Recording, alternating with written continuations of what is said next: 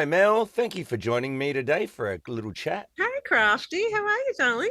I'm good. I've always wanted to have an excuse to just hang out with any of the people that are out there doing it that's at a higher level, and the ones that are, allowing me to be able to, join their secret club, I guess, the ones that have been doing it a little bit longer. So I feel a big privilege. And so, yeah, so thanks for your time today. Oh, my goodness, my absolute pleasure. Thank you. I don't know if you recall when we met. I think it might have been at the session that we did with Sky singing Stop. Yes, that was a long time ago. Yes. In the grand scheme of things of us being in the industry, though, not that long in a way. No, oh gosh, no. Like yesterday in that scheme. Yes. That's right. So the thing that I noticed about, like, once I met you there, and then we did, it might have been Winner Takes It All or something like that, that then at the Gawler Christmas Carols event, we Yes, brushed past. And then at the Humphrey event, I was doing sound for you guys. that's And, right. and Yes. so it's one Yeah. of those things where it's like, well, it's Adelaide and it's the music biz. So it's a pretty small world. Sooner or later, we're going to be crossing paths. Indeed. And then as soon as you do meet someone, yeah, as you say, like you just keep bumping into them and think, how has this not happened before now? Yeah. It's a small world after all. So I know a little bit about you, but I guess for me, as well as for the people that are interested that check out the Sing It Live videos, can you Yeah. tell me and them a little bit about who you are and what it is that you've done musically before the yesterday the yesterday that we actually did cross paths? Right. Yeah. Well, I kind of came into professional singing a little bit later. Like I had been very academic and went off and did a corporate job and all that kind of thing, but always knew that desperately I wanted to sing. So in my 20s, I left work and went and studied music and ended up moving to Adelaide and got a Bachelor of Music from the Elder Con. I did the jazz course back then. Are you aware of the music known as jazz? Yeah, and so since then have just been so fortunate. I came to Adelaide just to do that degree from Melbourne. I was going to be here for 3 years, and I'm still here 24 years later. Because I was just so fortunate that all this work just started coming, and yeah, it just seemed silly to leave that work and start again. So I've been so lucky to have lots of opportunities in the cabaret scene. I put together a cabaret show called Flat on Your Backrack a long time ago now, but toured extensively with that. Yeah, had a great run with that one and lots of cover band stuff too, just like everyone has to when you're cutting your teeth and doing the late night cover band thing. Also, in the jazz scene a little bit and a bit of music theatre, like just lots and lots of different stuff. And then 17 years ago now, my goodness, I was lucky enough to get a job as the singer of the police band. So that's kind of became my mainstay gig. And then, lots of other things in and around that. So, yeah, I've been so fortunate. And it's funny you say that about bumping into each other at different kinds of gigs. And I think that's, people say to me, what kind of singing do you do? And I go, I don't know, kind of everything. A little from column A, a little from column B. And I think that's why I've been lucky, because I've been versatile and able to pick up lots of things. So maybe, a jack of all trades and master of none, but it's worked so far. That's how I feel about myself. And I couldn't think of a better way personally for me. It really works for me because people get scared when I put on my music on shuffle. Does your music sound like you look crafty? That's the question. Do I look scary? No, it's just that it's just so different. Like I can be Beatles and then Metallica in the blink of an eye, not Yep. even realizing, oh, it actually is quite different for Yes.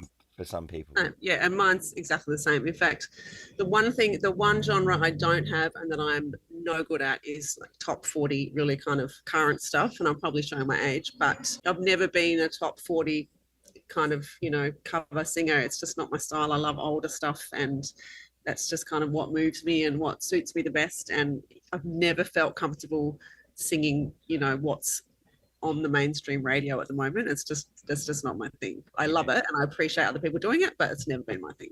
I'm the same. And as a music teacher, I get students sometimes saying, the Yes. song that's on the radio. I'm like, No Never. idea. I know. Yeah.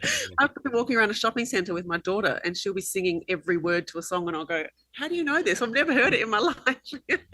Stop, stop, 'cause I really love you. Stop, stop, I'll be thinking of you. Look in my heart and let love keep us together. That was great hearing your little story there, because it made me go ding, ding, ding, ding, ding into about 15 different things. Let's see how many of I can quickly throw at you. So it's really interesting, I think, as a musician, you know, it's good to have a plan in a way, but it's also good to not have a plan and just kind of embrace whatever might happen around you. For instance, so I did a bunch of study as well. I did it in the TAFE diploma environment, Yep. and had no idea that what was in store for me afterwards, just through more or less knowing the people from there. And then years later, I heard someone who might have been at the con when you were, David Innocente. Yes. Yep. Yeah. So he was my guitar teacher, and he said something like, why did I go and study at the con? It was a little bit about wanting to learn stuff, but really, he says what he's got most out of it was the people that he met 100%. there, because 100%. then they become all of your peers and sometimes your employers, or, people that you need to fill in, or, yeah. Yep, absolutely. And especially as a singer, so often it's the singer that's putting a band together for gigs. And that was the only way you could put a band together, was all the musicians that I'd studied with. That was, and obviously you get to know other people over the time. But yeah, absolutely 100% that being part of the network is one of the biggest benefits of the study, 100%. Yeah. Now, my introduction into Sing It Live was through knowing Darren, and how I met Darren was through somebody that where I met this person was I was teaching an intro to lighting course. And I didn't know going into that, when they asked me to do that, that was a person that I was going to meet as a student that then would get me to be somebody to record for her. And then Darren would be the engineer, and then that would lead to... So in your case, how did you meet Darren, and how did that whole thing come about for you? So I met Darren a long time ago. I reckon it must be probably 20 years, maybe not quite 20 years, but a long time ago, like pre-children or anything for me. And it was like a week ago in the grand scheme of things. Right, again, yes. Yesterday. And we were doing a music theatre thing together, actually. And we had to do a little section from a musical called Paris, I think it was. So he was playing the John Waters role, and we had to sing a duet at the Norwood Concert Hall. So that's when I first met him. And then we were kind of, sort of in the same sort of cover band scene. But then, I didn't have a lot else to do with him, just, around the place. And then Steve Todd, who is a wonderful drummer and percussionist, as everyone know, and a very dear friend of mine, suggested me for when the other group that Darren used to be in was recording videos and looking for singers. Steve suggested me for that, recommended me for that. And then I came in and started doing tracks with them. And that's kind of when I reconnected with Darren. So I've always loved Daz. He's just got such a beautiful energy, and we're kind of the same era and similar style in terms of singing and the way we approach the music and stuff. So yeah, it's been great to reconnect with him. Now, speaking of having a great energy, gratuitous amounts of energy. Isn't it funny how when we're in the room at Sing It Live doing our thing, the energy is really good in the room, and isn't it such a pleasure? It's not work. Oh, it's amazing. And it can get quite stressful sometimes when we're on as we're on a time budget, and we've got to get things done by a certain time, and you've done the almost perfect take, and then someone does one thing wrong at the end. It can get stressy. Not happy, Jen! But generally everyone's there because they love it and they want to make good music, and and Darren has done such a great job of that. He makes us all want to be there. You don't feel like you're doing him a favor. You don't feel like it's a chore. It's awesome, and you never know who else is going to walk in the room on the day. You just get the text, come and do this song on Tuesday, and okay, and then you never know who else is going to be in the group. So yeah, it's fab, and everyone's there because they love it, and nobody wants to make music with people that don't make you feel good. That's something I did really, probably not early enough, but early-ish when I was putting bands together and doing gigs and stuff, you can have the greatest players in the world, but if you have to be on stage and make an audience feel good and the people on stage aren't making you feel good, then it just doesn't work. I would so much rather work with people who have got a nice energy on stage, and I don't care if you're the greatest player in the world. If you make me feel uncomfortable, then it's not worth it. Yeah, I find that as well. It's like a musician that, or a singer that focuses only on the work of doing the job of the music, forgets that there's all of those other elements. You have to hang out sometimes in a tour bus for a long time, or even just on the way to the gig, or hanging out backstage or whatever. And you're right. Hours on end talking crap. You've got to talk crap to people you like. Yeah. And it's got to be good crap, or else what's the point? Yeah. So in regards to getting the job done for a Sing It Live session, what is it like for the lead up? Usually it is a pretty short time, isn't it, that you get? How much work and preparation do you usually have to do you reckon? It depends. If it's a song I've never done before or never sung before, then you have to do some kind of pretty serious woodshedding and listening, and it's on in the car the whole time, and sitting at the piano playing around with chords and melodies and whatnot. If it's a couple of songs that I've done before, then obviously that's much easier. You get the text and think, oh yeah, thank God I know that one. That's fine. So it really depends how well you know the song. Yeah. Do you get more songs that you know generally, or maybe half or about half and half? Yeah. And because Darren's so good at choosing songs for the singer, like he knows us all so well and what we do best, he's really good at saying, hey, how about this one, how about that one? And usually it's a song that you will have sung at some point because it suits you, and every now and then he'll make a suggestion and I'll be like, yeah, I don't think I'm really vibing that one, and that's fine. Like you don't do it then, because there's no point doing it if you're not going to feel it. But yeah, and others, if it's going to be a really big sing, and because people are used to hearing the recordings that have come out of a studio recording, and then expect the vocals to sound the same in a live setting, which is almost impossible for a lot of things, then it's the work on the technique and how you're going to make it work vocally to sound as authentic as you can when you don't have double tracks and all that kind of stuff. So that sometimes is a challenge, to hear the recording and think this is what people are expecting, but how can you make it sound like that in a live setting? That's the trickiest bit. Yeah. And so this song, Love Will Keep Us Together, good old Captain and Tennille, is that something that you've sang a lot over the years, or is that a new one? I've never sung it before, but I grew up with that music, and also it's a pretty cruisy song to sing. Like there's no big belty moments, I don't have to, it wasn't like I had to really work out a specific technique. It felt very relaxed and comfortable because, I literally grew up, I'm really showing my age now, but I literally grew up listening to that music. Yeah, for me, it was a new one. And so I found it quite the challenge just because it's just so last minute.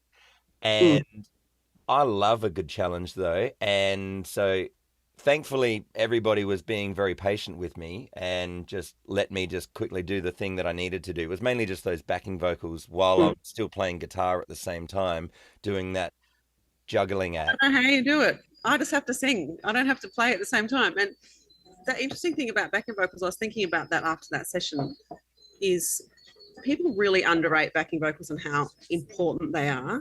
And I think how much of a specialized skill it is. I love backing vocals. I've sung heaps of VVs, and when backing vocals are arranged well and performed well, they are such an important part of a recording.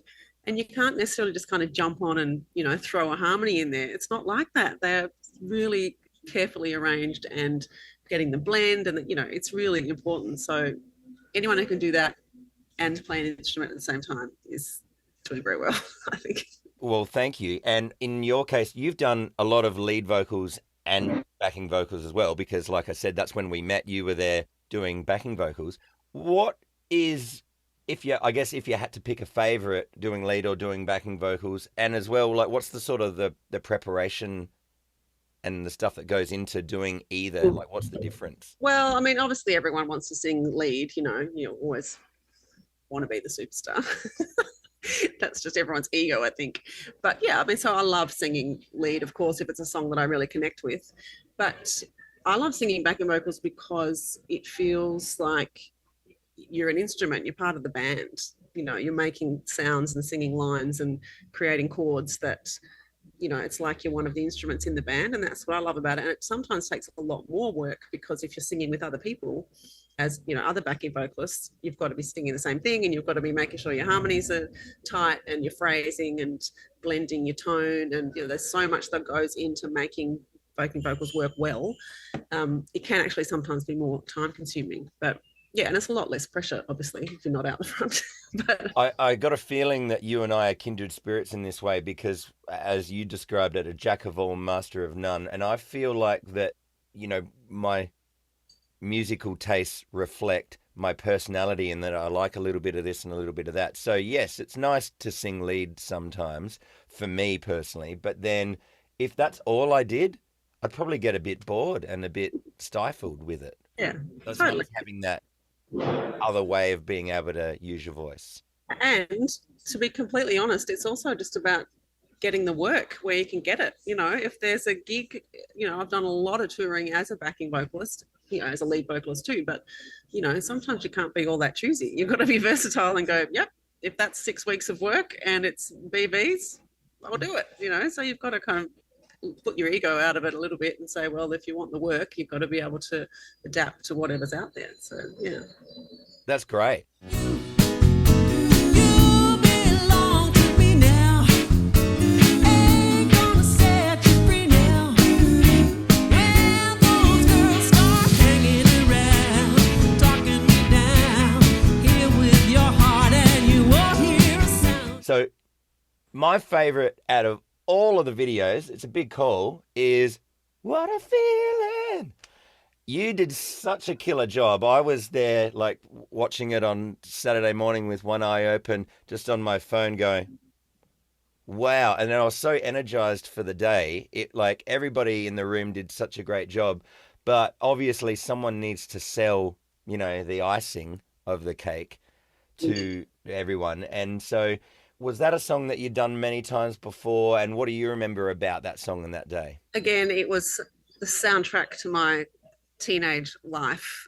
The thing I remember most about that song is singing it with my sister in the lounge room. You know, it was one of those songs that you just knew, you know, growing up in the 80s. And I don't know if I'd actually ever performed it that many times, but yeah, I had sung it so many times in my life, just, you know, as a listener. And it just sits in a really comfortable place in my voice. It's just perfect for where the range is, you know, for me to push those big belty bits are kind of just right on the edge there, where it sounds risky and exciting, but you're still comfortable enough to make it happen. So yeah, and I mean, it's just, the song itself is just, you know, pure excitement and joy. You can't not bring that to it. It's just one of those songs that is in my blood, I think. I didn't even know it was until I had to do it that day. But yeah, it felt really comfortable and it was great fun. And look, you know, it's always just so chuffed when people love it. You know, no one walks into the studio thinking, well, this is going to be amazing and people are going to go crazy for this. You kind of go, oh, well, you know, hopefully it works. And sometimes for some reason, something just really, you know, hits a button and people really dig it. So, you know, that's a huge bonus. It's great. And that hitting the button thing about what you were saying about your voice, how it just happens to just sit in that sweet spot. I've found that with me, that there are songs by artists where I never would have had a connection with them necessarily just as a listener. But then I realized, oh, I bet you that's a good one for my range. And then I give it a go and it works really well. And I think, oh, like, and like, why is that? It's just one of those things, isn't it? It's how we're built and whatever. And it's the constant search. Absolutely. And there are plenty of styles of music and singers whose music I love, but I would never choose to perform it because I know it's just not me, you know. And, you know, of course you can craft your voice to a certain extent, and we all spend our lives working on our instruments and trying to make everything sound the best that you can. But at the end of the day, you have the physical instrument that you have, and it's, you know, you get to learn very well where it's best, you know, where it's best used. And some things just, you know, I'll leave that for other, you know, like the stuff that Chloe does, all that, the Whitney stuff and the Mariah stuff, you know, amazing. I love that thing. But and I could do it, you know, and I'd probably sort of make it work, but it's not like it's just absolute in that sweet spot for someone like her. So I'll go, let someone like her do it, and enjoy that going, wow, you sound amazing. And yeah, it's just knowing where your strengths are, isn't it? Mm. Do you have a best sing it live memory? First thing that pops into your head. I would have to probably say getting to record Winner Takes It All, because I have always loved that song. And to be honest, I was quite scared of it. Like, it's a massive sing. And again, the recording, the studio recording of that, Agnetta's voice is nothing like mine. She has quite a fine sound, and it's, quadruple tracked, and that's how ABBA did what they did. So it was quite nerve-wracking to know that I was going to have to put my style on it, but still, make it work. And I actually worked really hard for that one. I practiced a lot for that track because, I knew it was going to be a tough one, and I was super chuffed with how it came out. So I was a bit like, I'm quite proud of that actually. But I was really scared about doing it. I knew it was going to be a hard one. So that's probably my favorite moment. I just had a flashback. That day, I remember talking to you about song structure. Yeah. That song structure in The Winner Takes It All isn't your standard verse, chorus, seer. No. It almost starts with a chorus. Like, it's not the chorus, but that's the main kind of refrain of the song, is it's incredible. I mean, they were incredible songwriters, ABBA. In fact, fun fact, my first ever professional gig was in an ABBA tribute band. Right. Where I travelled around Australia for a year playing Frida, not Agnetta. Yeah, so I know the ABBA catalogue very well, and they are incredible songwriters, and they were both, they're all beautiful singers. But yeah, I was never Agnetta, I was always Frida. So this was my big challenge to play the pretty blonde one. Well, you did very well. I remember it going really well on the day. Once, for me, it was the backing vocals again. Just the cleverness of how, there was, if I remember correctly, I think it starts on a fourth, but the chord doesn't have the fourth. Yeah. And yeah, it's one of those things. The song structure of the Captain and Tennille song, I found that quite interesting as well. That one's not maybe as quirky as the ABBA one, but it still made me have to go, hang on, what is actually happening here? Yeah, it's not obvious. It's not an obvious pop song, and it's not the formula. And I think Damo said it well on the day, that it's cabaret pop that they used to do back then. There's almost a tinge of theatre to it. It's a bit theatrical in the way that it's written. And yeah, I think that was a really good point, that it's not just a verse, chorus, bridge. It's got a real kind of, almost a theatre feel to it, the way it's written. And so, being that it's a song that has a fade out, you may recall on the day that we had to figure out, well, how are we going to end this? I don't know if you've ever partaked in this, but I've done this a few times, especially with Andy Seymour, where we're looking at each other on stage going, how do we end this? And he's like, live fade out. And so he's just getting a bit softer and a bit, and we do it once, everybody laughs, and then we leave it. And then that's it. Yeah, you get one shot at it. Everybody gets one. Yeah. Well, we were working out the ending for that song, and the two suggestions I made, I was told that they were too cheesy and 80s. And I was like, oh, okay, well, yep, that describes me. And the ending we ended up with, I think, was Mario's suggestion. So we'd been trying a couple of other endings, and it wasn't really filling it. And Mario was like, oh, why don't we just do this one? Okay. And that was the perfect one. So that's right. Yeah, that's right. It was Mario. On your Mario. And it goes back to what we were saying earlier about how there's a nice energy in the room. And I think, this sounds really cheesy, but it seriously is because there's no ego in the room.